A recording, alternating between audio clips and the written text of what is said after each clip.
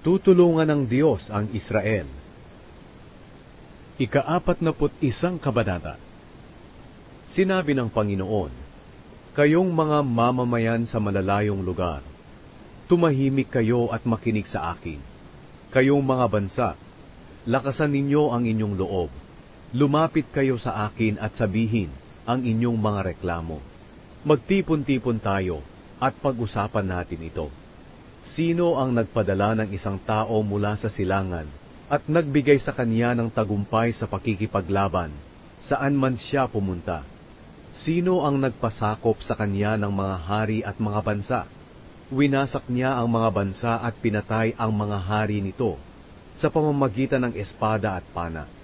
At ang mga ito'y naging parang mga alikabok na tinangay ng hangin. Hinabol niya sila at walang humarang sa kanya, kahit sa mga lugar na hindi pa niya napupuntahan. Sino ang gumawa ng lahat ng ito? Sino ang nagpanukala ng lahat ng mga mangyayari mula pa noong unang henerasyon? Hindi ba't ako? Akong Panginoon ay naroon noong sinimulan ang mundo, at naroroon din ako hanggang sa katapusan nito.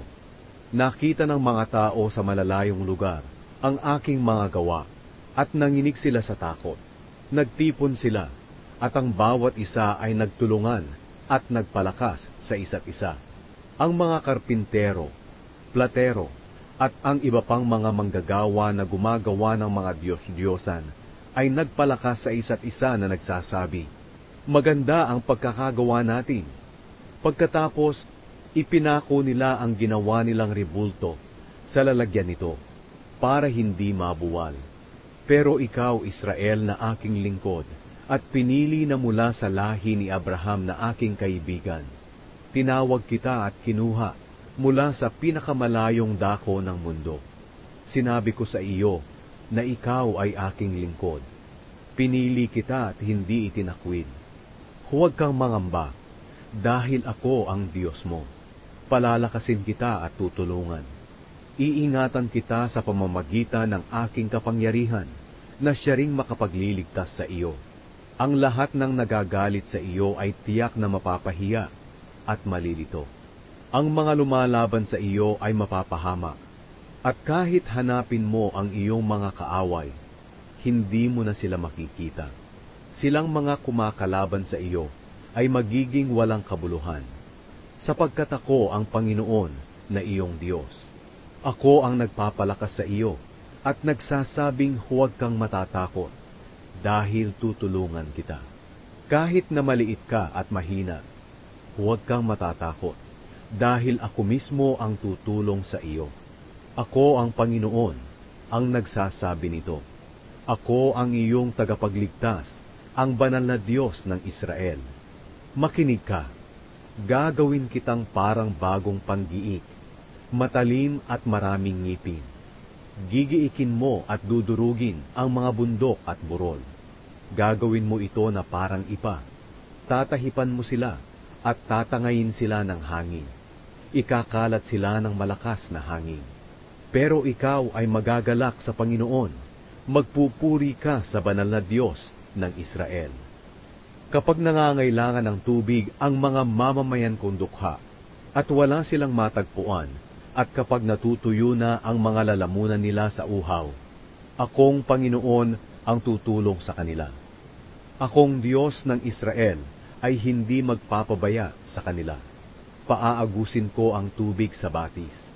Dadaloy ito sa mga tuyong burol at magkakaroon ng mga bukal sa mga lamba. Gagawin kong tubigan ang ilang at ang mga lupang tigang ay magkakaroon ng mga bukal. Patutubuin ko sa ilang ang mga puno ng sedro, akasya, mirto, olibo, pino, enebro at sipres, para makita, malaman at maunawaan ng mga tao na ang lumikha nito ay ako, ang Panginoon, ang banal na Diyos ng Israel. Walang kabuluhan ang mga Diyos-Diyosan. Sinabi ng Panginoon, ang hari ng Israel sa mga Diyos-Diyosan, "Sige, magreklamo kayo at mga tuwiran. Lumapit kayo at sabihin sa amin kung ano ang mga mangyayari sa hinaharap, Sabihin ninyo sa amin ang mga sinabi nyo noon na mangyayari para malaman namin kung nangyari nga ito. Sabihin ninyo sa amin kung ano ang mangyayari sa hinaharap para malaman namin na kayo nga'y mga Diyos. Gumawa kayo ng mabuti o ng masama para kami ay magtaka at matakot sa inyo. Pero ang totoo, wala kayong silbi at wala kayong magagawa. Kasuklam-suklam ang mga taong pumili sa inyo para kayo ay sambahin. Pinili ko ang taong mula sa hilaga para mamahala. Dumudulog siya sa akin, at ngayon ay darating siya mula sa silangan. Wawasakin niya ang mga namamahala katulad ng pagyapa ng magpapalayok sa putik na gagawin niyang palayok. Sino sa inyo ang nakahula noong una pa na mangyayari ito para malaman namin at nang masabi naming tama siya? Ni isa man lang sa inyo'y walang nagsabi at walang nakarinig na mayroon kayong sinabi. Akong Panginoon ang nagsabi nito noon sa Zion, ang lungsod ng Jerusalem. Nagpadala ako ng isang mensahero para ibalita ang magandang balita na nandiyan na, ang tutulong sa kanila. Tiningnan ko kung may Diyos-Diyosan na makapagpapayo, pero wala akong nakita.